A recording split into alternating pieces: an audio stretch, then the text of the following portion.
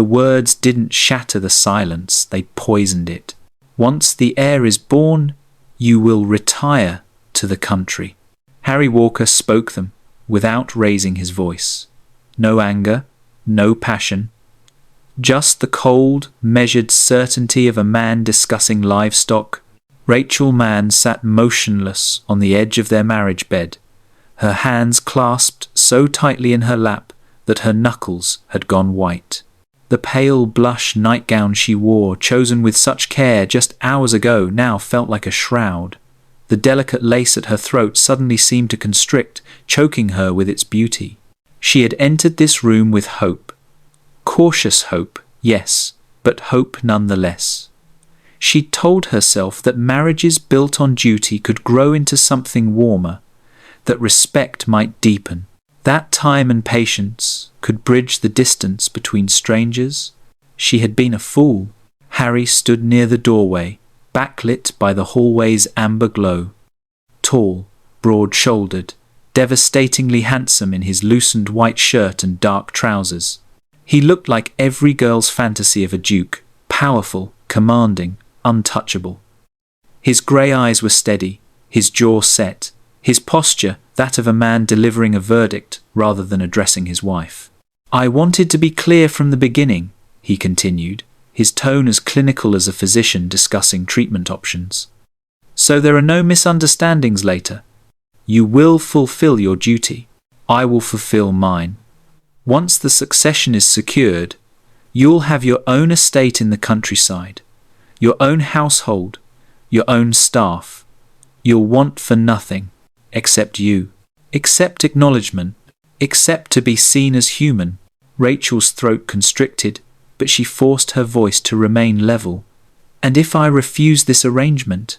His eyes finally met hers, beautiful, cold, empty as a winter lake. "You won't, because you're intelligent enough to understand what this marriage is." The unspoken word hung between them like a noose. Transaction. In that crystalline moment, Rachel understood three things with devastating clarity. First, her husband didn't see her as a person. He saw her as a function. Second, if she accepted this quietly, if she nodded and smiled and retreated into whatever corner he designated for her, she would cease to exist in any meaningful way. Third, she would not allow that to happen. Something hardened in her chest, not her heart breaking, but her resolve forming. Like carbon compressed into diamond, the pressure of his cruelty was transforming her into something stronger, sharper, unbreakable. If Harry Walker wanted a wife who would disappear, she would give him exactly that. She would disappear into this role so completely, so brilliantly, that he would never be able to dismiss her again. She would build power where he offered none. She would create influence while he looked away. She would become so essential to everyone else that his indifference would be his own isolation. And when he finally looked up from his comfortable detachment and realized what he'd thrown away, it would be far too late. Harry turned toward the door. "Good night, Rachel." The door clicked shut. Silence rushed in like floodwater, drowning everything. Rachel remained perfectly still, her reflection staring back at her from the mirror across the room, dark hair already escaping its pins, dark eyes hollow with something that wasn't quite pain, not yet. Her expression was carefully blank, a mask she would learn to wear so well that even she would sometimes forget what lay beneath it. She rose slowly, smoothing the fabric of her nightgown with steady hands. She wouldn't cry. Not for him, not ever. Instead, she would build an empire he couldn't ignore, and she would make him regret every single word. The marriage had been arranged with the efficiency of a business merger. Rachel Amelia Mann, eldest daughter of Viscount Mann, educated at the finest schools, fluent in 3 languages, accomplished in music and literature, 23 years old. Impeccable lineage, respectable dowry, unblemished reputation. On paper, She was the perfect Duchess. Harry James Walker, Duke of Ashford, 31 years old, one of England's wealthiest peers, owner of Ashford Hall and 3 other estates. Impeccable bloodline stretching back 6 generations of dukes. Unmarried, unattached, under tremendous pressure from his family to produce an heir. The negotiations had taken 3 weeks. The courtship, if their 5 stilted conversations and 2 chaperoned walks could be called, that lasted another 2. Harry had been polite but distant. Rachel had been hopeful but realistic. Her parents had been ecstatic. The Manns were old money, but their fortune had been declining for a generation. This marriage elevated them back into the highest circles of power. Her father would regain his seat in Parliament. Her younger brother would attend Oxford without question. Her sister would marry well. And Rachel? Rachel had convinced herself she could make this work. That duty might soften into affection. That a man who chose her must see some value in her beyond her childbearing capacity. She had been spectacularly, devastatingly wrong. Now, alone in her wedding chamber, Rachel moved to the window. Beyond the glass, Ashford Hall's garden stretched into darkness, manicured perfection invisible in the night. But she knew they were there. Tomorrow she would walk those paths as the Duchess of Ashford. She would smile at servants who would judge her. She would navigate a household that had run smoothly without her for decades. She would learn her place in a world that had already decided she was temporary. Rachel pressed her palm against the cool glass. She thought about her mother's advice the morning of the wedding. A wife's power is subtle, darling. Men believe they rule, but a clever woman shapes the world from the shadows. She thought about her sister's teasing. At least he's handsome. Imagine being married to Lord Pemberton with his wandering eye and terrible breath. She thought about her own naive hopes. That marriage might be partnership. That she might matter. The clock on the mantel chimed midnight.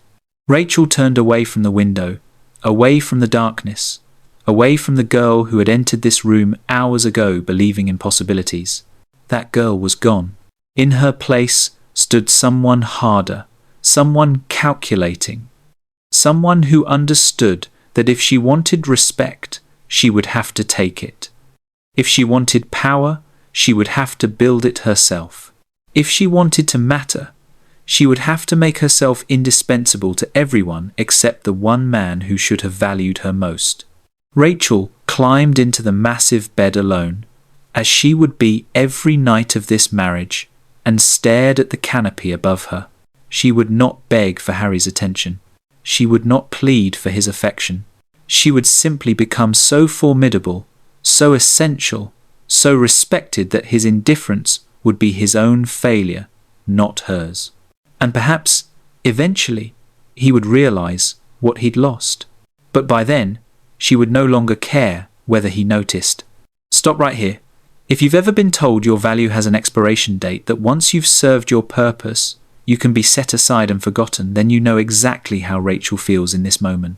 That cold dismissal, that casual cruelty disguised as practicality, that soul-crushing realization that the person who should cherish you sees you as nothing more than a means to an end. Rachel's about to do something most people only fantasize about. She's going to make him regret it. Every single word. But here's the thing, this story only continues if you're invested enough to see it through. Hit that like button if you're angry on Rachel's behalf. Drop a comment telling me the worst thing someone ever underestimated about you. And subscribe to Duke's Royal Library, because we're about to watch a woman transform humiliation into power, and you won't want to miss a single moment. Don't just watch this story, be part of it. Morning arrived like an unwelcome guest, too bright, too early, too insistent. Rachel woke to sunlight streaming through unfamiliar windows, momentarily disoriented. Then memory crashed back with the weight of a landslide. Her wedding, the reception where she'd smiled until her face ached, the devastating pronouncement that had ended her wedding night. She was the Duchess of Ashford now, and her husband had already written her out of his future. A soft knock interrupted her thoughts, gentle but persistent. "Your Grace?"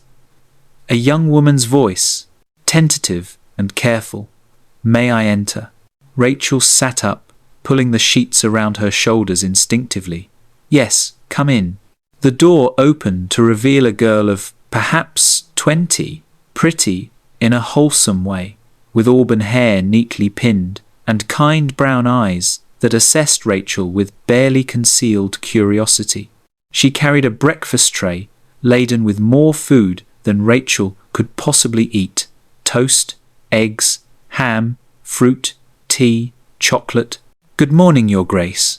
I'm Mary, your lady's maid." She set the tray on a small table near the window, with practiced efficiency. "I hope you slept well?" The polite lie hovered on Rachel's tongue, but she swallowed it. What did it matter? "Well enough, thank you."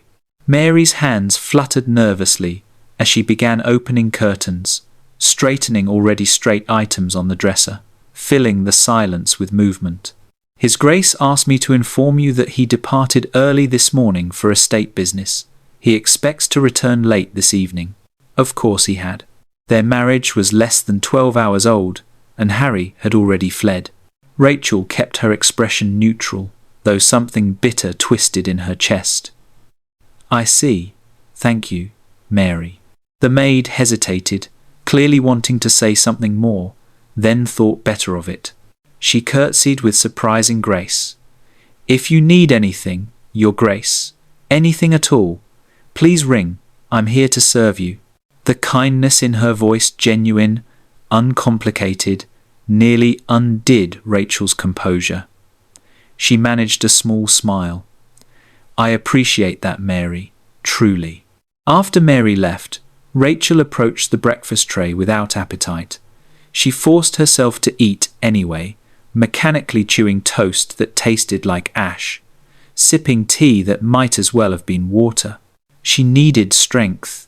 Physical strength for whatever this day would bring, and mental strength for the battle ahead. Because it would be a battle. Rachel understood that now. She moved to the wardrobe Mary had obviously already organized. Inside hung the gowns from her trousseau, beautiful creations in morning silks and afternoon taffetas, evening satins and walking wools. Each one carefully chosen to reflect her new status. Each one suddenly feeling like a costume for a role she hadn't fully understood she was auditioning for. Rachel selected a day dress in soft, lavender, sophisticated, but not ostentatious, elegant but approachable. If she was going to navigate this household, she needed to be perceived as confident but not threatening, capable but not presumptuous. She would start by learning the architecture of her prison. Ashford Hall was magnificent in the way only centuries-old estates could be: vast, labyrinthine, filled with history and ghosts and the accumulated weight of generations. Rachel spent the morning exploring, noting the locations of key rooms: the formal dining room where she would host dinners, the drawing room where she would receive guests, the library where she might find refuge, the music room with its beautiful pianoforte. She encountered servants everywhere, maids dusting already spotless surfaces, footmen carrying mysterious items up and down stairs, the housekeeper Mrs. Thornton conducting some complex orchestration of household management that Rachel couldn't begin to decipher. Each servant stopped, curtsied or bowed, murmured, "Your Grace," with varying degrees of warmth or wariness. Rachel made a point of learning names, of asking questions, of showing interest in their work. Some responded with surprised pleasure. Others remained guarded, clearly reserving judgment about this new Duchess who'd appeared so suddenly. By afternoon, Rachel had a map in her mind, not just of the physical space, but of the social architecture. Mrs. Thornton was the real power in the household, managing everything with iron efficiency. The butler, Mr. Carson, controlled the male servants with quiet authority. The cook, Mrs. Fletcher, ruled the kitchen like a benevolent tyrant, and beneath them, a complex network of alliances and rivalries that Rachel would need to navigate carefully. She took tea in the small drawing room overlooking the gardens, finally allowing herself to sit, to breathe, to think. Harry hadn't returned, hadn't sent a message, hadn't acknowledged her existence beyond the perfunctory instruction to Mary. Fine. If he wanted to pretend she didn't exist, she would use his absence to establish herself. She would make this household hers, not through confrontation, but through competence, through small kindnesses and careful attention, through becoming indispensable to the people who actually ran this estate. She would disappear into the role so thoroughly that she became the role. And Harry Walker would come home to find that his temporary wife had become a permanent fixture. The invitation arrived 3 days after the wedding, delivered on cream-coloured paper with elegant script. Lady Naomi Coles requests the pleasure of the Duchess of Ashford's company for an afternoon garden party. Rachel stared at it, her heart rate picking up. This was it. Her first real test in society as a duchess. Her first opportunity to establish herself beyond the walls of Ashford Hall. Harry had returned the previous evening, taken dinner in his study, and retired to his chambers without speaking to her. This morning at breakfast, the first meal they'd shared, he'd been polite, distant, treating her like a business acquaintance rather than a wife. When Rachel mentioned the invitation, he'd barely glanced up from his correspondence. Lady Naomi is highly respected. You should attend. Then, after a pause, I have meetings in Parliament tomorrow. You'll go alone. Alone. The word had become the defining feature of her marriage. Now, as Mary helped her dress for the garden party, Rachel studied her reflection with critical eyes. The gown was perfect cream silk with delicate rose embroidery, elegant without being ostentatious. Her dark hair was arranged in soft waves, a few strategic curls framing her face. She looked exactly like what she was supposed to be, a young duchess, polished and proper and utterly respectable. She looked nothing like how she felt inside, terrified, angry, desperately determined. You look beautiful, Your Grace, Mary said softly, adjusting a final pin. Thank you, Mary. Rachel managed a smile that didn't reach her eyes. The carriage ride to Lady Naomi's townhouse felt interminable. Rachel forced herself to breathe slowly, to catalogue what she knew about her hostess. Widowed 10 years ago, no children, immense inherited wealth, known for her sharp intellect and sharper tongue, wielded considerable social influence. A woman who could either become an ally or an enemy, and whose judgment would matter enormously. The garden party was already in full swing when Rachel arrived. Perhaps 40 women spread across an immaculately manicured garden, rose bushes in full bloom, tables draped in white linen, servants circulating with champagne and delicate pastries, pastel gowns everywhere, creating a watercolour effect in the afternoon sunlight. And every single face turned toward Rachel the moment she stepped through the garden gate. The scrutiny was physical, dozens of eyes assessing, judging, dissecting. Rachel felt stripped bare, every imperfection magnified, every weakness exposed. She lifted her chin and walked forward. Your Grace. Lady Naomi appeared, as if summoned. A woman in her late 40s, with silver-threaded dark hair, intelligent grey eyes, and the kind of posture that came from decades of commanding respect. She was handsome rather than beautiful, dressed in elegant burgundy that somehow made everyone else's pastels look insipid. How absolutely delightful that you could join us. Welcome. The warmth in her voice surprised Rachel. Thank you so much for the invitation, Lady Naomi. Your garden is exquisite. How kind. Naomi's eyes sparkled with something that might have been approval. Come, let me introduce you to some people who matter. She linked her arm through Rachel's, a gesture of acceptance that didn't go unnoticed by the watching crowd, and led her toward a table where 2 women sat. This is Alice Campbell, and that's Eleanor Bailey. Ladies, the Duchess of Ashford. Alice Campbell was perhaps 30, with warm hazel eyes and auburn hair, dressed in soft green that complemented her colouring. She smiled immediately, genuine and welcoming. "Your Grace, what a pleasure. Congratulations on your marriage. The Duke is quite the catch." Eleanor Bailey was older, 50 perhaps, with shrewd eyes and a reserved manner. She nodded politely, but didn't smile. "Your Grace." Rachel took the offered seat, accepting champagne from a passing servant. "Please, call me Rachel when we're informal like this. I'm still adjusting to all the formality." It was a calculated risk. Offering familiarity too soon could make her seem presumptuous, but maintaining excessive formality would make her seem aloof. Alice's smile widened. "Rachel, then, and you must call me Alice. Tell us, how are you finding married life? Ashford Hall must be quite overwhelming after— Forgive me, but where did you live before?" "Hampshire, my father's estate near Winchester." Rachel sipped her champagne, grateful for something to do with her hands. "And yes, Ashford Hall is magnificent. I'm still learning my way around.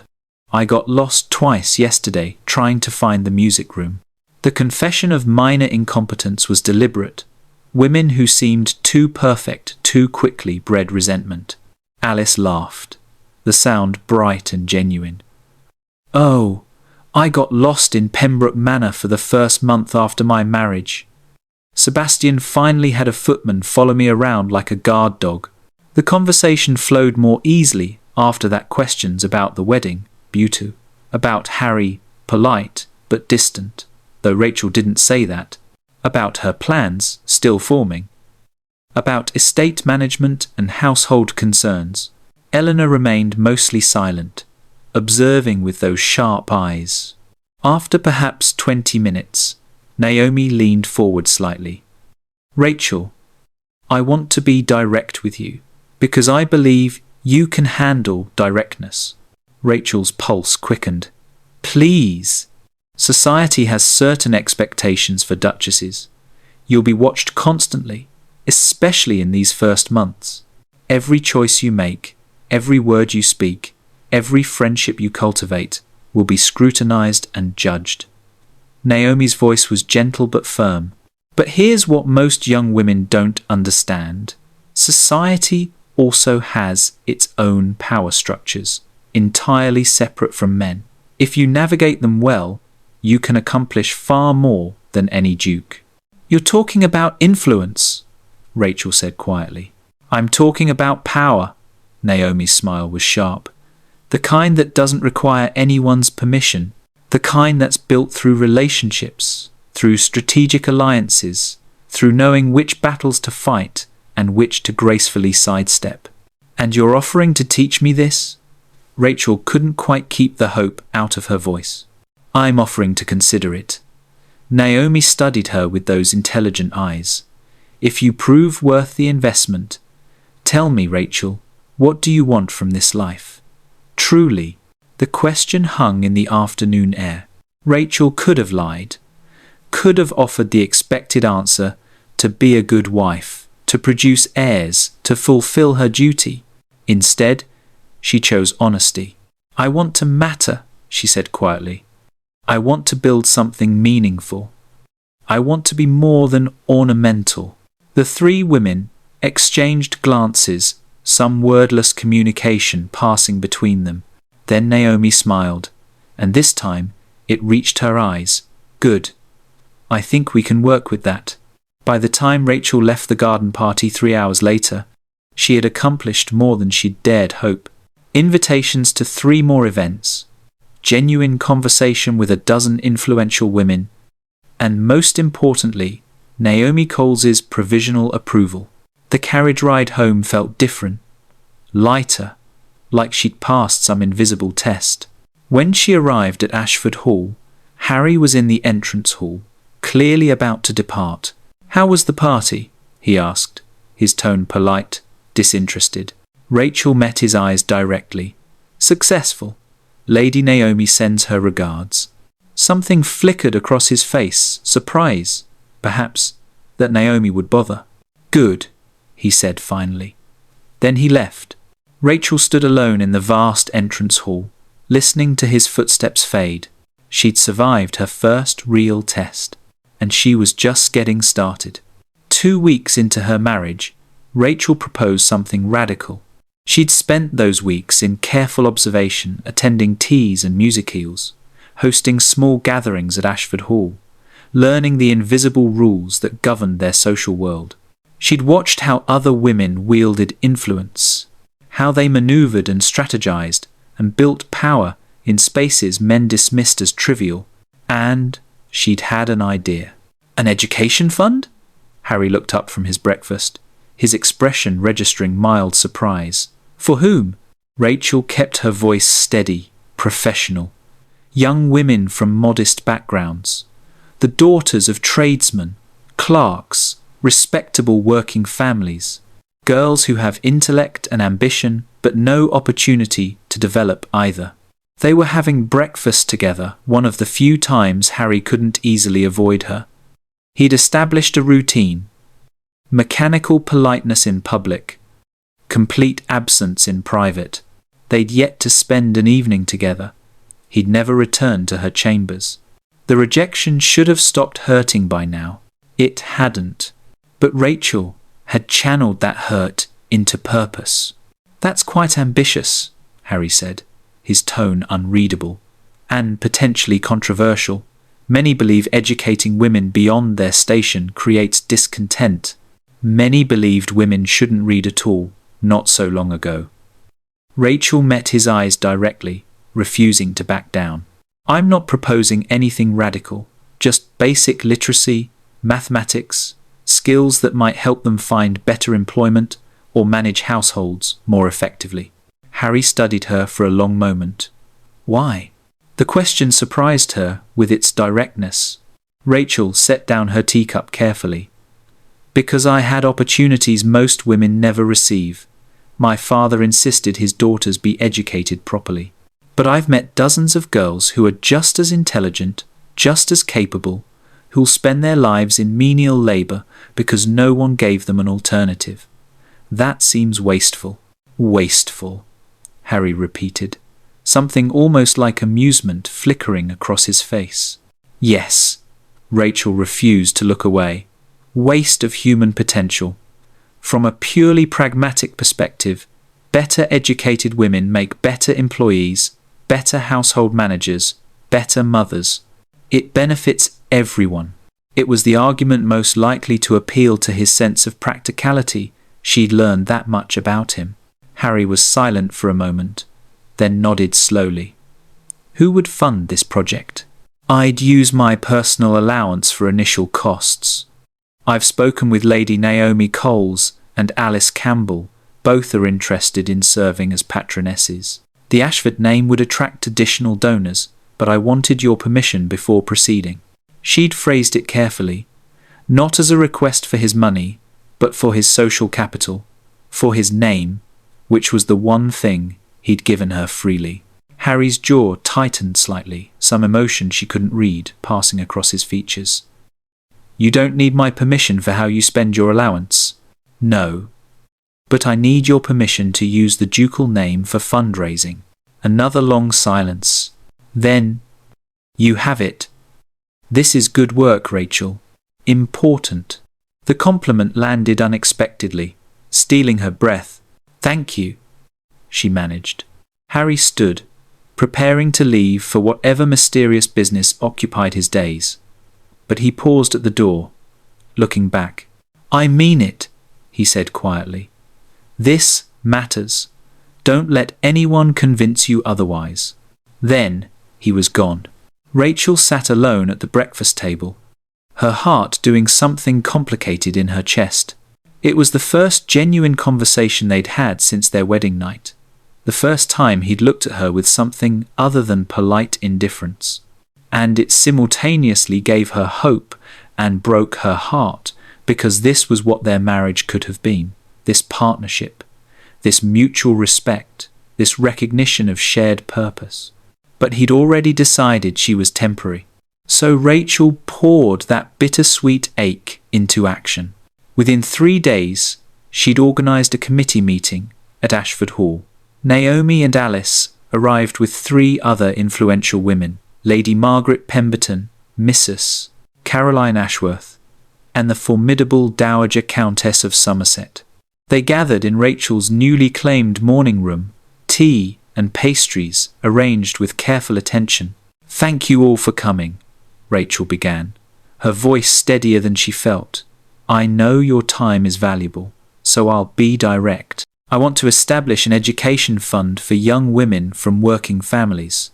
Not charity in the traditional sense, but investment in literacy, mathematics, practical skills that would allow these girls to pursue better employment or manage their own futures more effectively." "Ambitious," Lady Margaret said, her tone neutral. "How would you select participants?" "Through local parish recommendations initially, girls aged 12 to 16, demonstrating both aptitude and commitment. Small classes, qualified teachers, curriculum focused on practical application." "And the cost?" the Dowager asked sharply. Rachel had prepared detailed projections. Initial establishment costs around £500, securing space, hiring teachers, purchasing materials, then approximately £200 annually for operational expenses. Naomi leaned forward. "You're proposing we fund this entirely through private donations?" "Yes, I'll contribute £100 from my personal allowance. If each of you could contribute, or help secure contributions from your networks." "I'll contribute £50, Alice interrupted, smiling. "And my husband will match it. He's always saying women need better opportunities." "100 from the Somerset estate," the Dowager said crisply. "If this is managed properly, I won't waste money on poorly executed charity." Rachel's heart soared. "Of course, I'd welcome your oversight." The meeting continued for 2 hours, evolving from skepticism to genuine enthusiasm. By the time the women left, Rachel had secured enough funding to begin a committee of respected patronesses and a timeline for opening the education centre within 3 months.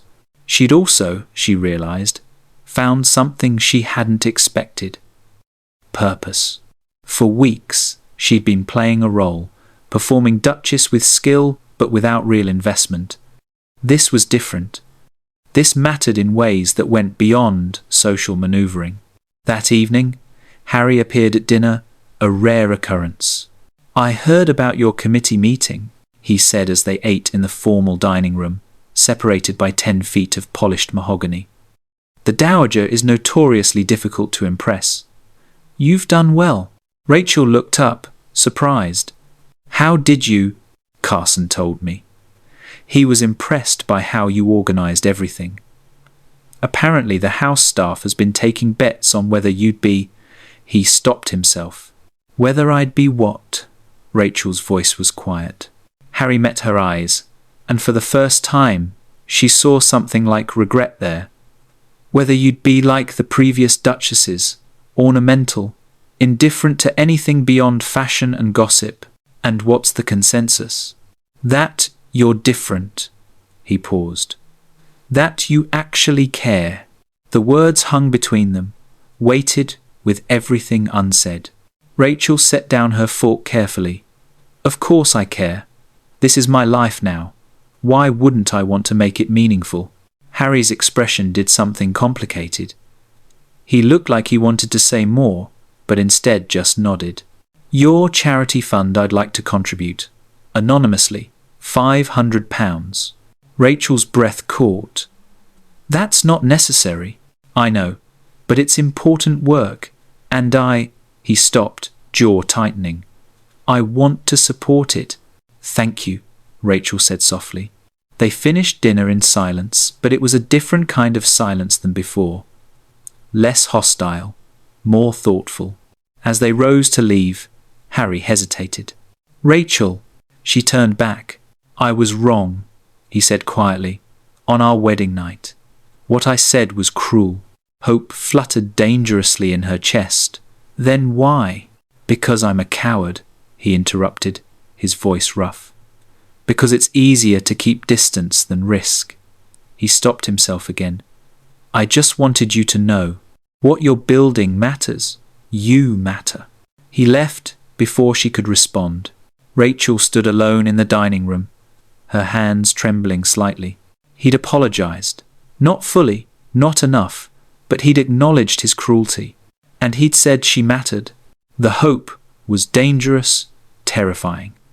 Because if she let herself believe it, if she let herself care about his opinion again, he would have the power to destroy her.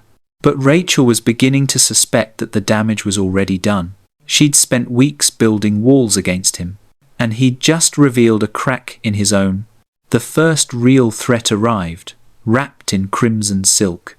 Lady Lola Buckley made her entrance at the Marquess of Somerset's ball like an actress taking the stage, calculated timing, perfect positioning to catch maximum attention.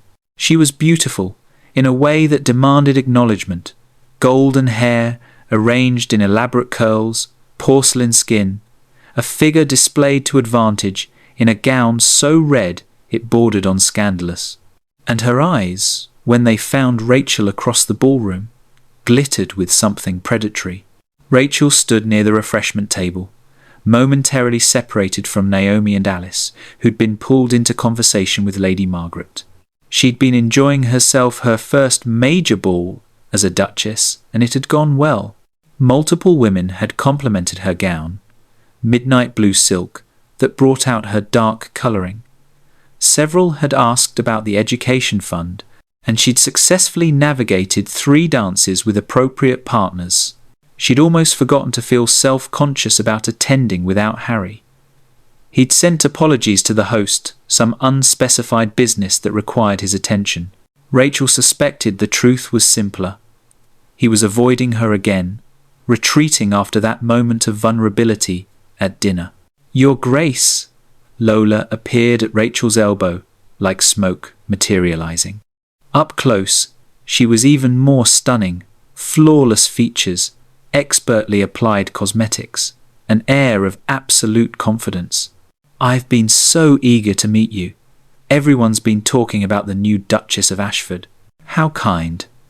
Rachel kept her voice pleasant, neutral. I don't believe we've been introduced. Lady Lola Buckley. Oh, but surely Harry's mentioned me, her smile sharpened. We're old friends. Very old, very close friends. The implication was clear, deliberate. Rachel's stomach tightened, but she refused to show it. I'm afraid my husband and I don't discuss his past acquaintances. How modern. Lola's laugh was light, musical, calculated to carry. Several nearby heads turned. Though I suppose that's wise. The past can be so complicated, can't it? Lady Lola, Rachel said evenly, if you have something to say, I'd prefer directness to innuendo. Lola's eyes widened with mock surprise. My goodness, you are refreshingly blunt. I simply wanted to welcome you to society, Your Grace, and to offer some friendly advice. I'm listening.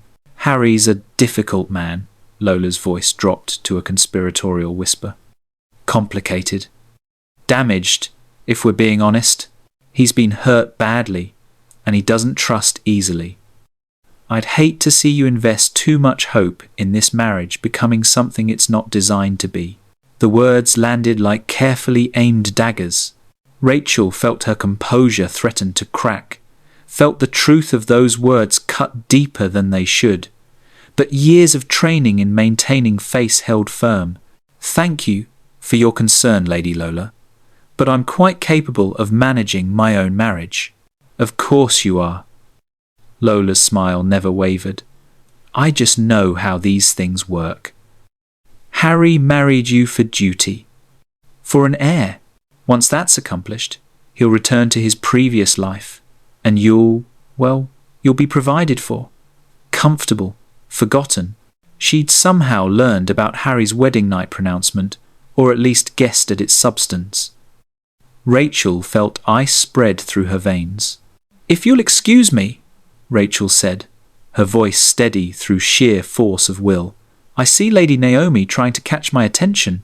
She walked away before Lola could respond, before her carefully maintained composure could shatter. She found Naomi immediately, who took one look at Rachel's face and steered her toward a quieter alcove. "What did that viper say to you?" "Nothing important," Rachel lied. "Rachel." Naomi's voice was gentle but firm. "Lola Buckley is poison. Beautiful, well-connected poison, but poison nonetheless. She's been circling Harry for years, and she's jealous that he married someone else. Whatever she said was designed to hurt you. Don't give her that power. She said he married me for duty. That once I produce an heir, I'll be forgotten." The words tumbled out before Rachel could stop them. Naomi's expression hardened.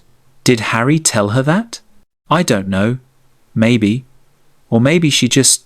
"Rachel, look at me." Naomi gripped her hands. "Whatever Harry said or didn't say to that woman is irrelevant. What matters is what you build for yourself. Your education fund is already gaining attention. You've impressed people who matter. Don't let Lola Buckley undermine that with pretty words and poisoned implications." Rachel nodded, trying to believe it. "Your Grace." They both turned to find Harry standing at the edge of the alcove, his expression thunderous.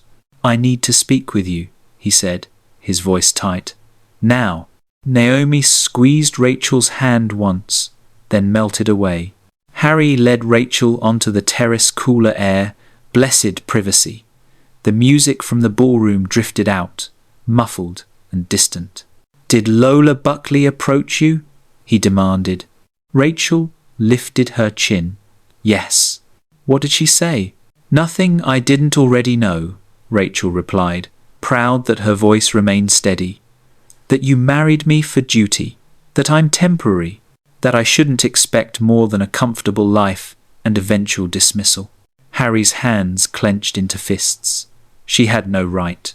"She had every right," Rachel interrupted, "because you told me essentially the same thing on our wedding night. She's just repeating your own words back to me." "That's not," he stopped, jaw working. "I was wrong. I told you I was wrong. You told me you were cruel. That's not the same as being wrong about your intentions." Rachel felt something breaking open inside her, weeks of careful control shattering. "Tell me honestly, Harry. Did you mean what you said? Once I give you an heir, will you send me away?" He stared at her, and in the lamplight from the terrace, she could see the war happening behind his eyes. "I don't know," he finally said, and the honesty of it was somehow worse than a lie would have been. "When I said those words, I believed them. I thought I could keep this marriage purely transactional, that I could protect myself by maintaining distance. But Rachel, I don't." She held up a hand. "Don't apologize again if you're not actually changing anything. Don't tell me I matter if you still plan to discard me. I'd rather know where I stand than be given false hope." "It's not false," Harry said urgently. "I'm trying, Rachel. I'm trying to." "Trying to what? Overcome your fear long enough to treat me like a person?" How generous. The bitterness in her voice surprised them both. Harry looked stricken. "I know I've hurt you. I know I've been unfair. But Lola Buckley is dangerous, and whatever she said." "She said exactly what I already knew," Rachel repeated. "She just had the courtesy to be honest about it, instead of hiding behind polite distance." She moved toward the terrace doors, needing to escape before she said something she'd regret. "Rachel, wait." She paused without turning back. "Stay away from Lola," Harry said, his voice urgent. "Please, she's manipulative and cruel, and she'll use anything she can to hurt you, to hurt us." "There is no us," Rachel said quietly. "You made sure of that." She left him standing alone on the terrace. "Let me ask you something. How many times have you tried to prove your worth to someone who'd already decided you were disposable? How many times have you fought for respect from someone who'd rather keep you small?" Rachel's doing what most of us can only dream about. She's building power while he's still counting her days. She's becoming indispensable while he's still treating her like she's temporary. But here's what I need from you. If you're invested in this story, if you want to see Rachel make him regret every cruel word, I need you to actually show it. Hit that like button. Leave a comment telling me what you'd do in Rachel's position.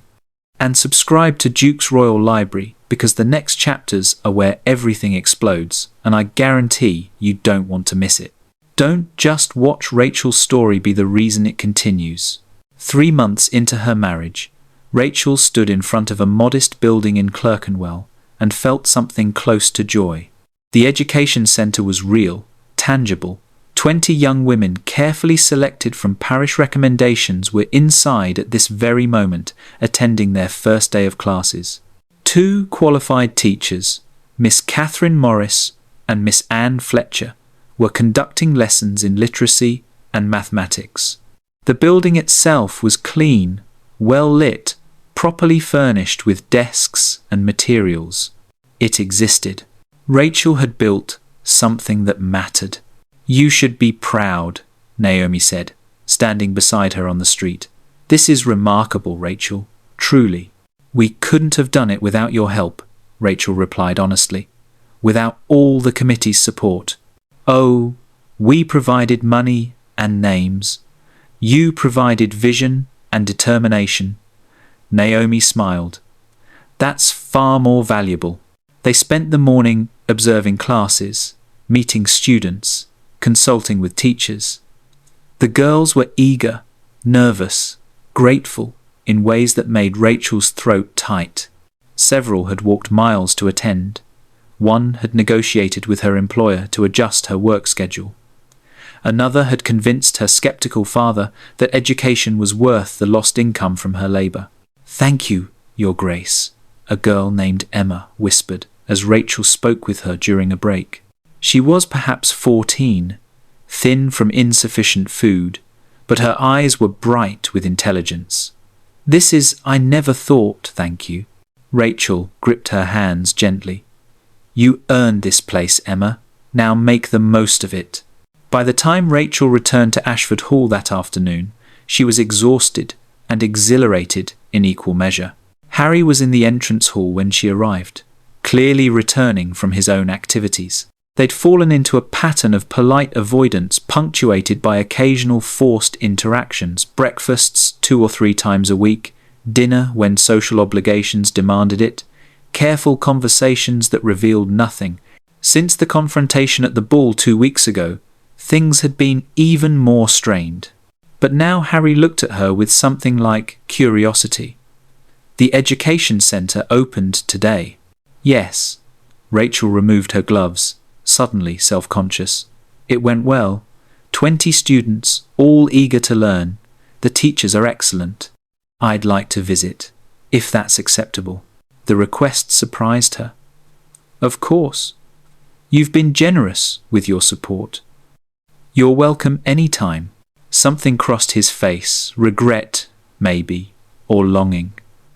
I meant what I said, Rachel. About your work mattering. I know I've been. He stopped, searching for words. I know I've made everything more difficult than it needed to be. But watching what you've built, the respect you've earned, the genuine difference you're making, I'm proud of you. The words landed with unexpected weight. Rachel felt tears threaten and fought them back. Thank you. They stood in the entrance hall, 5 feet of expensive carpet between them, feeling like miles. Rachel. Harry began, then stopped at the sound of voices from the drawing room. Mrs. Thornton appeared, looking apologetic. Pardon me, Your Grace, but you have visitors. Lady Charlotte Howell and her companion. They insisted they'd been invited, though there's nothing in the appointment book. Rachel saw Harry go absolutely rigid, his face draining of colour. Charlotte's here? His voice was barely above a whisper. Who's Charlotte Howell? Rachel asked, but Harry was already moving toward the drawing room, his posture radiating tension. Rachel followed, a sense of dread building in her chest. The woman who rose from the settee was beautiful, pale blonde hair, icy blue eyes, a figure displayed in a gown of sophisticated grey. She was perhaps 30, with the kind of refined elegance that came from years of privilege. And when she looked at Harry, her smile was intimate, knowing, cruel. "Harry, darling," she purred. "It's been far too long." Harry's voice when he spoke was absolutely flat. "Charlotte, what are you doing here? Can't an old friend pay a visit? Especially when I heard you'd gotten married." "I simply had to meet the new Duchess." Charlotte's gaze shifted to Rachel, assessing and dismissive in a single glance. "How? Charming. She's exactly what I expected." The insult was subtle but unmistakable. Rachel felt something cold settle in her chest. This was the woman Harry had loved, the one who'd betrayed him. The reason he'd built walls around his heart. And from the way Charlotte was looking at him, possessive, confident, she believed she still had some claim on him. "You need to leave," Harry said, his voice still eerily controlled. "Now." "But I've only just arrived." Charlotte's pout was theatrical. "And I haven't properly congratulated your bride. Tell me, Your Grace, are you enjoying married life? Is Harry as attentive as you'd hoped? Or has he been distant?" The calculated cruelty in her tone made Rachel's decision for her. She could retreat, could play the wounded wife, could give this woman the satisfaction of knowing she'd drawn blood. Or she could fight. Rachel stepped forward, her posture straightening, her voice acquiring the cool authority she'd learned from weeks of managing servants and navigating society. "Lady Howell, how unexpected. Though I'm afraid you've wasted your time, we're not receiving visitors today. My husband and I have a prior engagement." It was a lie, but a useful one. Charlotte's smile faltered slightly. "Oh, but surely you can spare a few minutes." "No," Rachel said simply. "We can't. Mrs. Thornton, please show Lady Howell out." The housekeeper moved forward immediately, relief evident on her face. Charlotte looked between Rachel and Harry, clearly thrown by the dismissal. "Harry, you heard my wife," Harry said, and there was something in his voice that made Charlotte's confident facade crack. "Leave, and don't come back." Charlotte's eyes flashed with fury, but she had no choice.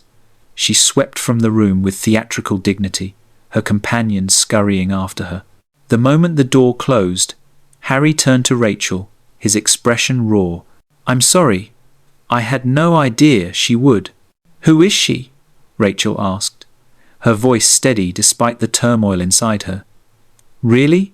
Harry sank into a chair, suddenly looking exhausted. "Someone I loved once. Someone who destroyed that love as publicly and humiliatingly as possible." Rachel waited, sensing there was more. "We were engaged," Harry continued, his voice hollow. 5 years ago, I thought I believed she loved me. Then I discovered she was having an affair with my closest friend. When I confronted her, she laughed, said I'd been useful for establishing her reputation, but she'd never actually cared about me, that I was boring, conventional, too serious. The pain in his voice was palpable. The scandal was contained, barely, but the humiliation, I swore I'd never allow anyone that power over me again. Understanding crashed over Rachel like a wave. This was why he'd been so cruel on their wedding night. Why he'd insisted on distance. Why he'd treated their marriage as a transaction. He'd been trying to protect himself from being hurt again. "Harry," Rachel said gently, "I'm not Charlotte. I know." He looked up at her, and his eyes were bright with unshed tears. "I know you're not. You're nothing like her. You're genuine and kind, and you actually care about making a difference in the world. But Rachel, I'm broken.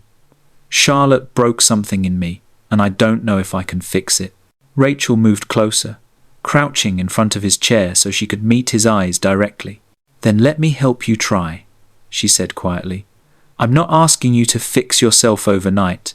I'm not even asking you to love me. But Harry, if you keep pushing me away because you're afraid, we'll both end up alone in this marriage.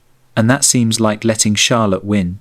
Harry reached out hesitantly, cupping her face with one hand. The touch was gentle, reverent, nothing like the clinical distance of their wedding night. "I don't want her to win," he whispered, "and I don't want to lose you." "Then stop trying to," Rachel said simply.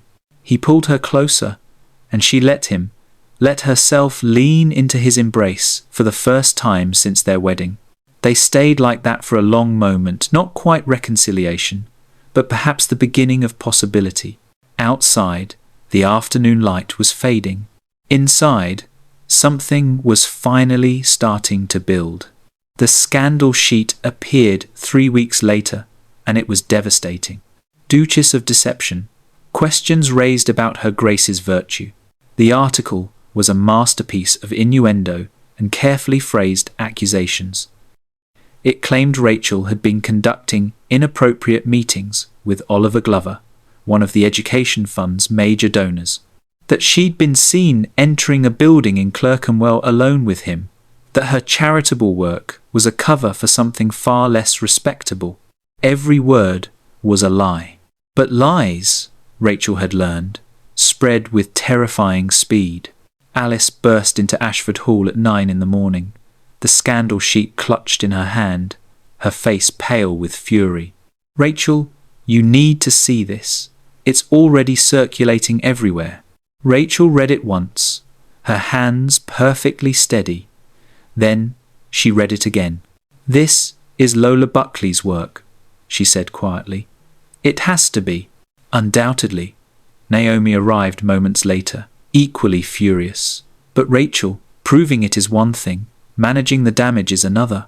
We need to act quickly." They spent an hour strategizing who to contact, what evidence to gather, how to counteract the rumors. Rachel provided a complete list of every meeting with Mr. Glover, all of which had been chaperoned either by Alice, by Mary her maid, or by the education centre teachers.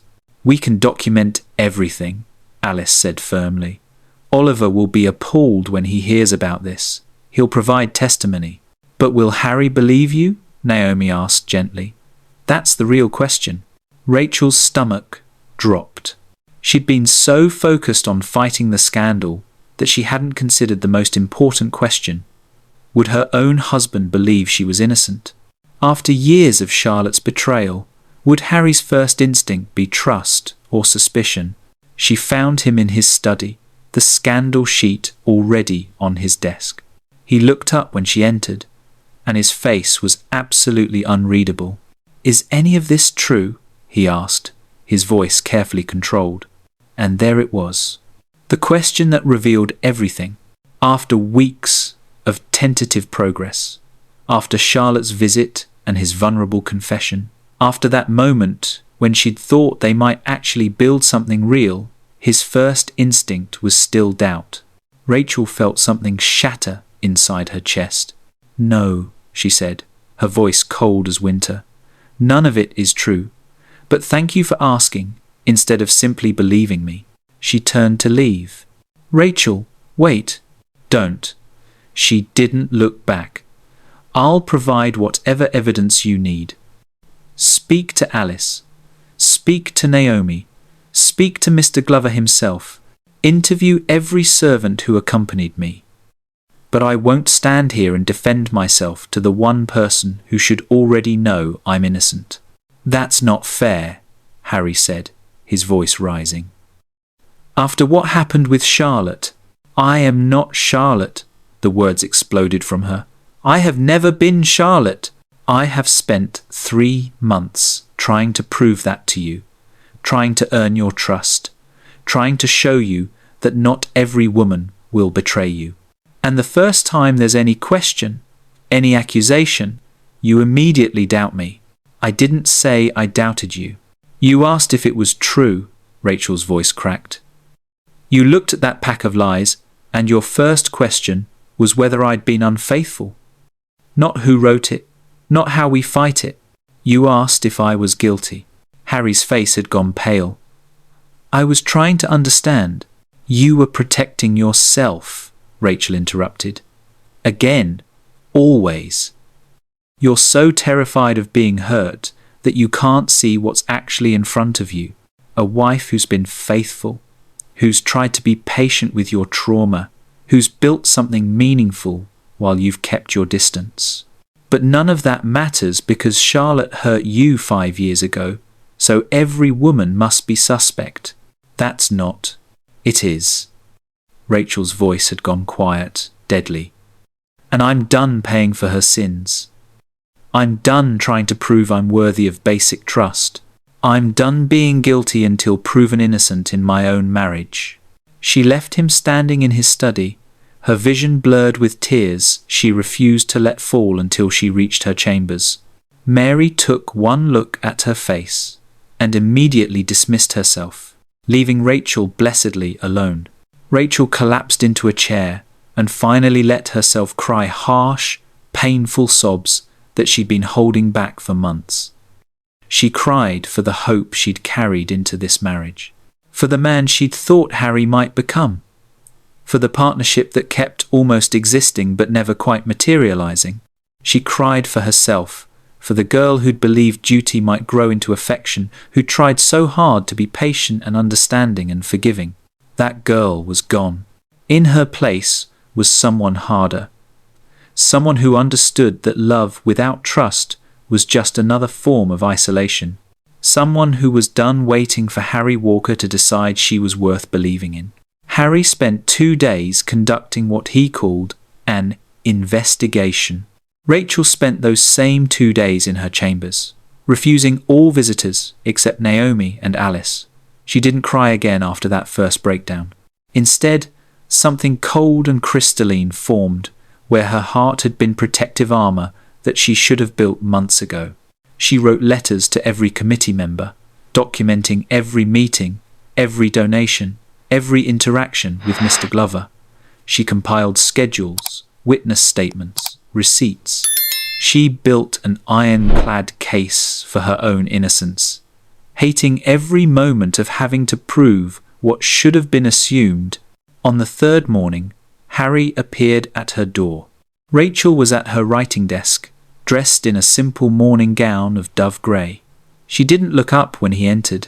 "Rachel," he began. "Your Grace." Her tone was formal, distant the way she might address a stranger. He flinched. "Please don't do that." "Do what?" "Treat you with the same courtesy you've shown me." She finally looked up, and her eyes were empty of everything except polite disinterest. "Have you completed your investigation?" "Yes." Harry moved deeper into the room but didn't approach her desk. "You were right. All of it was fabricated. Lola Buckley paid 3 witnesses to lie about seeing you and Glover together. She bribed the scandal sheet publisher to print the story. I have signed confessions from 2 of the witnesses. How convenient that you believe me now." The words were sharp enough to draw blood. Harry's jaw tightened. "I'm sorry. I should have believed you immediately. I should have trusted you." "But you didn't." Rachel set down her pen with deliberate care. "The first real test of our marriage, and you failed spectacularly." "I know." "Do you?" She stood, moving to the window so she wouldn't have to look at him. "Do you understand what it felt like? To have worked so hard, to have been so careful, to have built something meaningful, and then to have my own husband look at me like I might be lying? Rachel, please."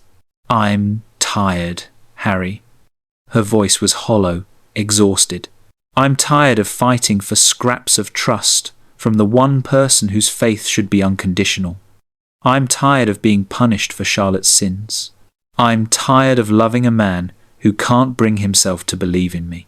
The confession escaped before she could stop it. Loving. The word hung in the air between them like a grenade. Harry went absolutely still. "You love me?" Rachel laughed bitterly. What do you think all of this has been about? The patience, the understanding, the desperate need to prove myself? I've been trying to make you see me, Harry. Really see me. But you're so determined to protect yourself from being hurt again that you can't recognize what's right in front of you. Harry's voice cracked. I didn't know. Of course you didn't. Because you've been too busy building walls to notice that I've been trying to climb them.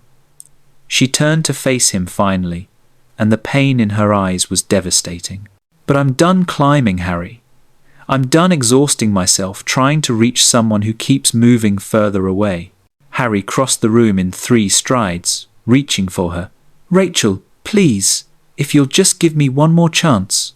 To what? Doubt me again the next time someone whispers poison in your ear? She stepped back, avoiding his touch. Words aren't enough anymore. You apologized after our wedding night. You apologized after Charlotte's visit. And now you're apologizing again. But nothing actually changes. It will, Harry said desperately. I swear it will. I've already had Lola Buckley completely ostracized. I've filed suit against the scandal sheet for libel. I've made public statements declaring my absolute faith in your innocence. Rachel, I'm choosing you. Publicly and irreversibly. Actions taken after the fact, Rachel said quietly. After you'd already doubted me. After you'd already asked if I was guilty. Then tell me what I need to do. Harry's voice was raw. Tell me how to fix this. Rachel looked at him, really looked. She saw the fear in his eyes, the genuine remorse, the desperate hope that she might forgive him again. She also saw the pattern that would define their marriage if she let it. His fear would lead to doubt, which would lead to apology, which would last until the next crisis triggered his trauma all over again. She would spend her life proving herself over and over, never quite earning the unconditional trust that should be the foundation of any real partnership. I need time, she said finally. I need you to prove not with words, but with sustained action over weeks and months that you can actually trust me, that you won't crumble the next time someone tries to come between us. And until then, she paused, steadying her voice, until then, we maintain appropriate distance. We fulfill our public duties as Duke and Duchess. But I won't be vulnerable with you right now, Harry. Not when you might use it against me the next time you're afraid. She saw him absorb the words like blows, saw the way they landed and hurt. Good. He should feel this. Should understand the cost of his doubt. I understand, he said quietly. And Rachel, I will prove it. However long it takes. I'll prove that you can trust me, even if I have to spend the rest of my life doing it. He left without trying to touch her, without pushing for more than she'd offered. Rachel stood alone in her chambers, feeling simultaneously vindicated and devastated. She'd drawn a line, established boundaries, refused to accept less than she deserved. So why did it feel like losing? 6 weeks passed in strange, strained civility. Harry kept his word about public support. He attended every education centre event, contributed additional funding, publicly praised Rachel's work in Parliament. When society whispered about the scandal, he shut it down with icy authority. When Lola Buckley attempted to attend a ball where Rachel would be present, Harry had her removed before she could enter. He was choosing Rachel, visibly, consistently, but the distance between them remained vast. They shared meals occasionally, polite conversations about estate management, charity work, social obligations. They attended events together, playing the role of united Duke and Duchess with practiced skill. They smiled for observers while maintaining careful, emotional separation in private. Rachel poured herself into the education centre, which was thriving beyond her hopes. Enrollment had doubled. 2 more teachers had been hired. Several graduates had found better employment. The project had become her refuge, her purpose, her proof that she could build something meaningful even in the wreckage of her marriage. But late at night, alone in her chambers, she admitted the truth. She missed him, missed the tentative warmth that had started growing between them, missed the vulnerability he'd shown after Charlotte's visit, missed the possibility of what they might have become if fear hadn't poisoned everything. She was still wrestling with these thoughts when the invitation arrived. A charity gala, hosted by Lady Catherine Somerset. In support of Rachel, read the line twice to be sure she wasn't imagining it. The Clerkenwell Women's Education Initiative. Her own project. Someone was trying to claim credit for her work. This is bold, even for society, Naomi said when Rachel showed her the invitation. Lady Somerset has no connection to your education centre. This is clearly an attempt to undermine me, Rachel finished quietly. To make it seem like the work was hers all along. We need to attend, Alice said firmly. You need to be there to make clear whose project this actually is. Rachel agreed, though the prospect filled her with dread. The gala was held at Somerset House, dripping with wealth and status. Rachel arrived with Harry. They'd agreed weeks ago to attend together, before learning what the event actually was. The moment they entered, Rachel understood this was a trap. Lady Catherine Somerset was there, of course, accepting congratulations for her charitable initiative. But standing beside her, beautiful and triumphant, was Charlotte Howell. This wasn't about charity at all. This was Charlotte's final attempt to destroy Rachel and reclaim Harry. This was a mistake, Harry murmured, his hand tightening on Rachel's arm. We should leave. No. Rachel lifted her chin. I won't let her run me off. That's exactly what she wants. They moved deeper into the ballroom, and Rachel felt every eye tracking them. The whispers started immediately speculation about whether the Duke and Duchess's marriage would survive Charlotte's return, whether Harry still loved his former fiancée, whether Rachel was strong enough to keep her husband. Lady Somerset approached with Charlotte in tow, her smile sharp as broken glass. Your Graces, how wonderful you could attend. Lady Charlotte was just telling me about her passion for women's education. Such an admirable cause, don't you think? Indeed, Rachel said coolly.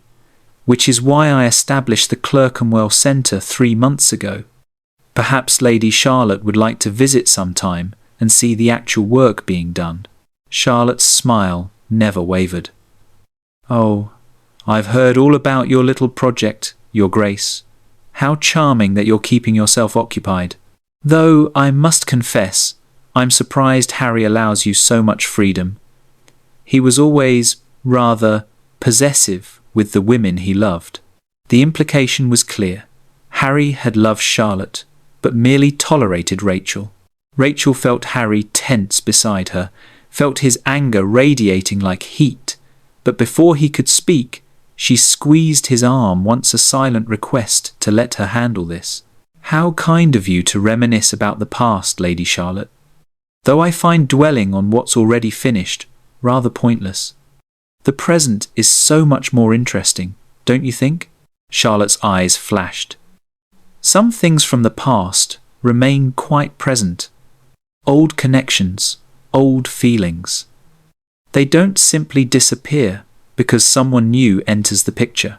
You're right, Rachel said, her voice carrying clearly through the surrounding silence. Trauma from past betrayals can linger for years. It takes time to heal from that kind of damage. But Harry's been doing the work of healing, with me, as his wife, as his partner, as the woman he chose not because she manipulated him or used him, but because he wanted to build something real. Charlotte's composure finally cracked. He married you for duty. He married me for many reasons, Rachel interrupted calmly. And what we've built since then is ours, not yours. You had your chance, Lady Charlotte. You destroyed it spectacularly. And now you're here desperately trying to reclaim something that was never really yours to begin with.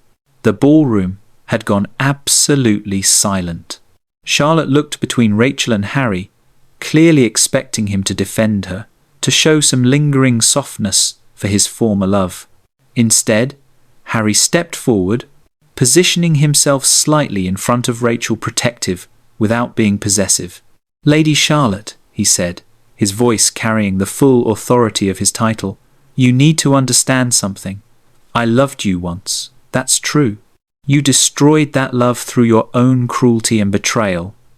I spent years believing you'd broken something in me that could never be repaired." He turned, looking at Rachel with something raw and vulnerable in his eyes. "But my wife proved me wrong. Rachel showed me that the problem wasn't that I couldn't love, it was that I'd given my love to someone who didn't value it. She's shown me patience and grace I didn't deserve. She's built something meaningful while I've been sorting through my own damage. And she's still here, still trying, despite every reason I've given her to walk away." He looked back at Charlotte, and his expression hardened.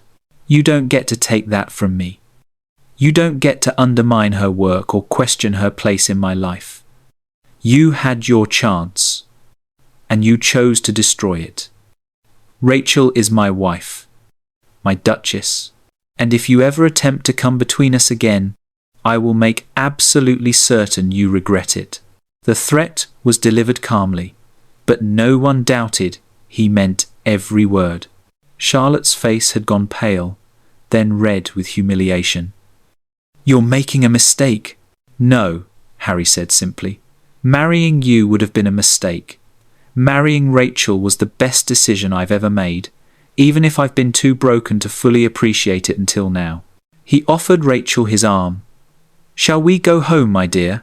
Rachel took his arm, her heart doing something complicated in her chest. As they walked toward the exit, she heard the whispers starting, but this time they were sympathetic to her, admiring even. The Duke of Ashford had publicly declared his loyalty, had chosen his wife over his past, had made absolutely clear where his heart belonged. In the carriage ride home, Harry was silent for a long moment. Then, "I meant every word." Rachel looked at him in the dim light. "Did you?" "Yes." He reached for her hand, and this time she let him take it. "I know I've been a coward. I know I've hurt you repeatedly, because I was afraid of being hurt again.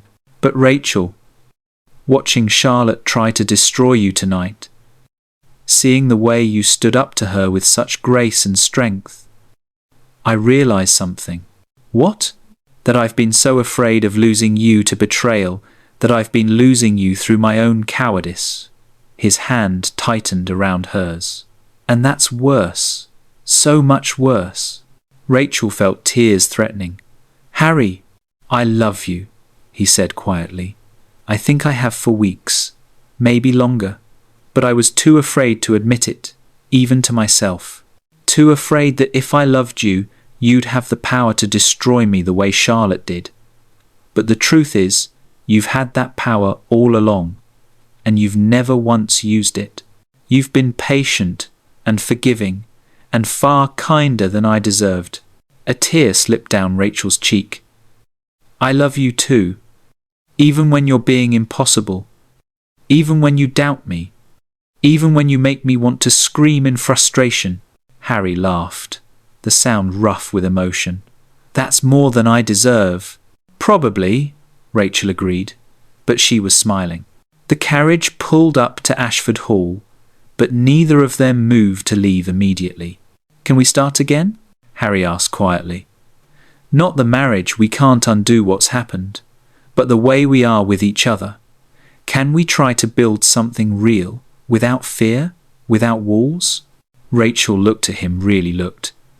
She saw the vulnerability in his eyes, the genuine hope, the willingness to finally risk his heart. She also saw the man he could be if he let himself, the partner she'd glimpsed in those rare, precious moments when his guard had dropped. "Yes," she said finally. "But Harry, if you doubt me again, if you let fear make you cruel again, I'm done. I won't keep fighting for a marriage where trust is conditional." "I understand," He cupped her face gently. "And I swear I'll spend the rest of my life proving you can trust me. Not with words, with actions. Every single day." He leaned forward slowly, giving her time to pull away. She didn't. Their kiss was tender, tentative, not the clinical contact of their wedding night, but something real. Something that felt like a promise and a beginning all at once. When they finally pulled apart, both breathing unsteadily, Harry rested his forehead against hers. "Come to bed with me," he whispered. "Not because of duty or heirs or any of that. Just because I want you. Because I love you.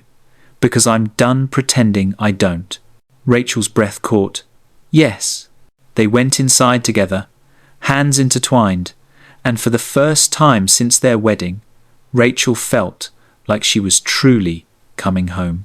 What followed was both easier and harder than Rachel had imagined. Harry didn't transform overnight. He still had moments of doubt, still carried scars from Charlotte's betrayal. But now, when fear threatened to make him withdraw, he talked to Rachel instead of retreating. When his instinct was to protect himself through distance, he chose vulnerability instead. And Rachel learned to trust that he was trying, genuinely, consistently trying. Their physical relationship, when it finally developed beyond that first night, was a revelation. Harry was attentive, tender, passionate, in ways that made Rachel understand why people wrote poetry about desire. This was nothing like the clinical encounter of their wedding night. This was partnership, pleasure, connection. This was what marriage should have been from the beginning. The education centre continued to flourish. Harry became genuinely involved, not just as a donor, but as an advocate. He spoke about the project in Parliament, secured additional funding from other peers, helped Rachel expand to 2 more locations across London. They worked together now, true partners, in purpose as well as name. 3 months after Charlotte's final humiliation, Rachel realised she'd missed her monthly courses. She waited another month to be certain before telling Harry. They were in the library after dinner, comfortable in each other's company in a way that still felt new and precious. Harry was reading correspondence while Rachel reviewed applications for the education centre's newest location. "Harry," she said quietly. He looked up immediately, attuned to shifts in her tone in a way he never had been before. "What is it?" "I'm pregnant." The papers in his hand fluttered to the floor, forgotten. We're. He couldn't seem to form a complete sentence. Rachel smiled, suddenly nervous. "Around Christmas, the physician thinks. If all goes well." Harry crossed to her in 3 strides, pulling her into his arms with such careful tenderness it made her throat tight. "This is..." His voice was thick with emotion. "Rachel, this is wonderful, terrifying and wonderful. You're not disappointed?" She had to ask, had to know. "I know on our wedding night, you said..." "Forget what I said then," Harry interrupted fiercely. "I was a fool and a coward. This baby isn't just an heir, Rachel. It's proof that we survived everything that tried to break us. That we built something real, despite my best efforts to sabotage it." He dropped to his knees, pressing his forehead against her still flat stomach. "Hello, little one," he whispered. "Your mother is the strongest, most remarkable woman I've ever known. And I promise I'll spend every day of your life showing her that she's valued, that she's loved, that she matters beyond any role or duty." Rachel's tears fell freely now, landing in his dark hair. This was what she'd hoped for on her wedding night. This acknowledgement, this love, this partnership. It had taken months of pain and struggle to reach. But they'd reached it. The pregnancy was both easier and harder than Rachel expected. The physical symptoms were manageable, some nausea, profound exhaustion, emotions that swung wildly between joy and terror. But the weight of creating life, of bringing a child into the world, was overwhelming in ways she hadn't anticipated. Harry was devoted to the point of absurdity. He fussed constantly, insisted she rest more than was strictly necessary, read every book on childbirth and infant care he could find. "You're being ridiculous," Rachel said one evening as he arranged pillows behind her back for the third time. "I'm pregnant, not dying." "You're carrying our child," Harry countered. "That makes you precious beyond measure." Despite her protests, Rachel secretly loved his attention. Loved that he cared enough to be overprotective. Loved that this baby was wanted by both of them, not just demanded as duty. The education centre continued to thrive, though Rachel had to reduce her direct involvement as the pregnancy advanced. Harry stepped in seamlessly, bringing his business acumen to fundraising and administration while maintaining the project's original mission. Watching him interact with the students was revelation. He was patient, encouraging, genuinely interested in their progress. The girls adored him, especially when he funded scholarships for the most promising students to continue their education beyond the basic curriculum. "You're good at this," Rachel said one afternoon, after visiting the centre together. "At what?" "Using your power for something meaningful, making a real difference beyond just maintaining status." Harry pulled her close, one hand resting on her rounded belly. "You taught me that. You showed me what's possible when you actually care." The baby kicked against his palm, and Harry's face lit with wonder. "Did you feel that?" "I feel it all the time," Rachel laughed. "Our child is as restless as you are, or as stubborn as you are," Harry countered. But he was smiling. Christmas arrived, cold and bright. Rachel had been confined to bed for the past week, her time drawing near. Harry had barely left her side, sleeping in a chair beside her bed when exhaustion finally claimed him. "You should rest in your own chambers," Rachel said for what felt like the 100th time. "You'll be useless when the baby actually arrives if you're already exhausted." "I'm not leaving you," Harry said firmly. "Not now. Not ever again." The pain started on Christmas Eve, mild at first, then building in intensity. The midwife arrived as darkness fell, calm and efficient. Harry stayed, despite the midwife's suggestion that he wait elsewhere. "This is my wife," he said quietly. "My child. I'm staying." The hours that followed tested Rachel's strength in ways she'd never imagined. The pain was enormous, all-consuming, transformative. But Harry was there through all of it, holding her hand, whispering encouragement, promising it would be over soon, reminding her how strong she was.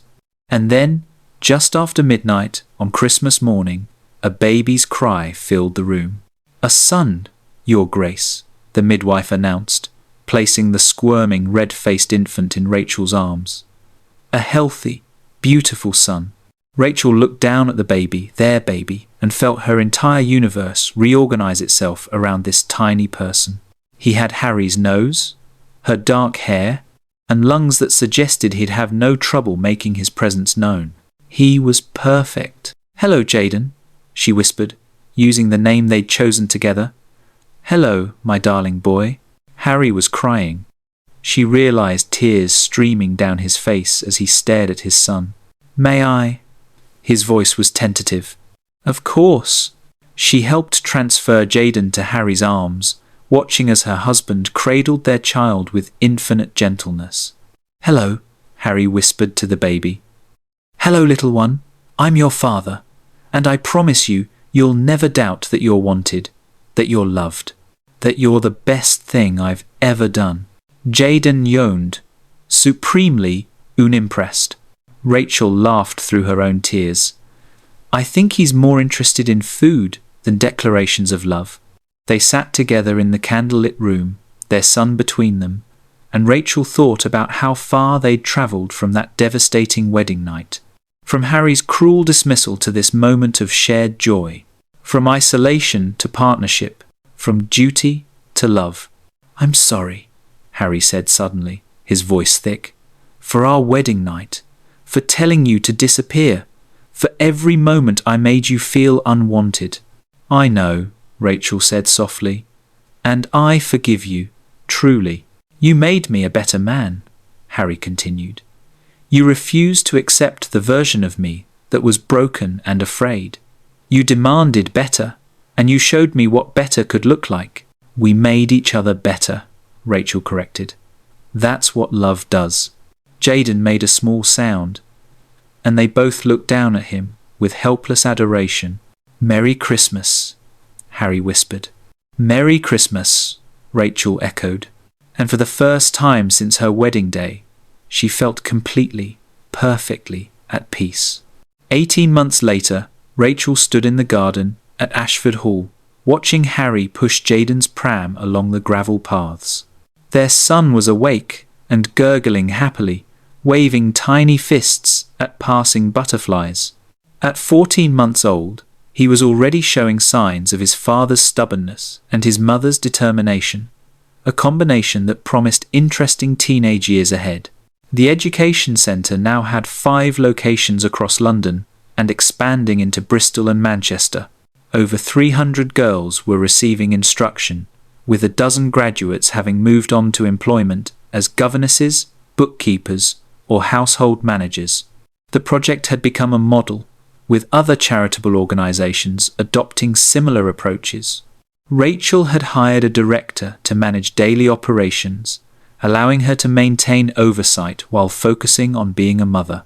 But she'd never stepped away completely. This was her legacy, her proof that she could build something meaningful. She'd never been happier. "There you are!" Harry appeared with the pram, Jaden reaching for his mother with a delighted squeal.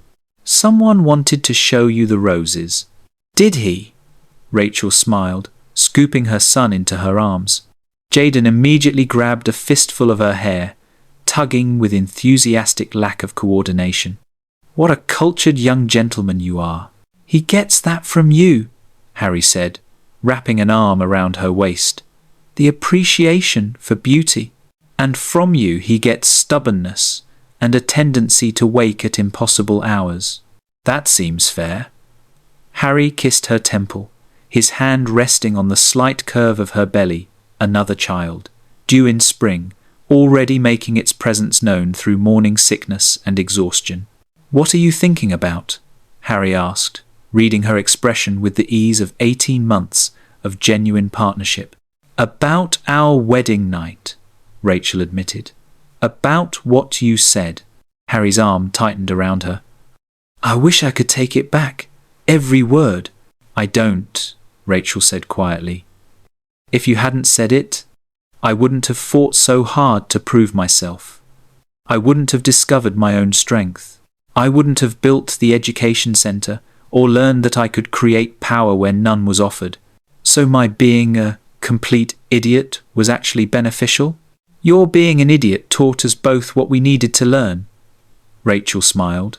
"But let's not repeat the experiment." Harry laughed, pulling her closer. Jaden squirmed between them, making happy sounds. "You gave me everything I said I didn't want," Harry murmured. "A real marriage, a real partnership, love." "You gave me back myself," Rachel countered. "The parts I thought I'd have to hide to be a good wife. My ambition, my need to matter, my refusal to be ornamental." They stood together in the afternoon sunlight, their son between them, another child growing, the future bright with possibility. Rachel thought about the girl who'd entered this marriage with cautious hope, who'd had that hope crushed by casual cruelty, who'd chosen to fight rather than disappear. That girl had become a woman, strong, purposeful, loved.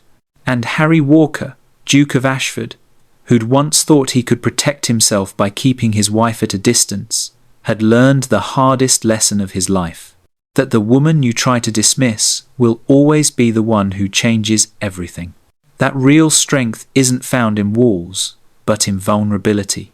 That love without trust is just another form of isolation, and that the best partnerships are forged not in easy moments, but in surviving the hard ones together. "I love you," Harry said against her hair. "I love you too," Rachel replied. Even when you're impossible. Jaden chose that moment to grab his father's nose, giggling with delight at the game.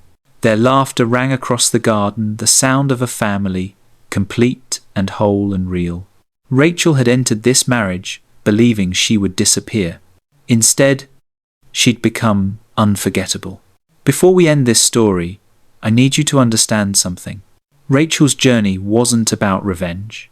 It wasn't about making Harry suffer.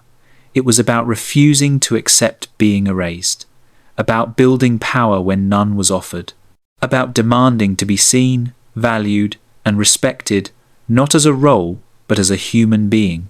How many of us have been in Rachel's position, told we're temporary, told our value has an expiration date, told to accept less than we deserve and be grateful for it? Rachel said no. And that refusal changed everything. If her story moved you, if you've ever had to fight to matter, to be seen, to prove you were more than convenient, then show it. Like this video. Leave a comment telling me where you're watching from and what moment hit hardest. Subscribe to Duke's Royal Library for more stories about women who refuse to disappear and men who finally learn to see them. Don't let Rachel's story end here. Be part of the community that demands these narratives exist. Hit that subscribe button. You know you want to. This story began with one of the cruelest sentences a husband could speak to his wife. Once the heir is born, you will retire to the country. 7 words that should have destroyed Rachel Mann's future. Instead, they ignited something fiercer than Harry Walker could have imagined. They transformed a dutiful daughter into a formidable Duchess. They revealed that the woman he'd tried to dismiss was exactly the woman he needed. But this story was never really about Harry learning his lesson.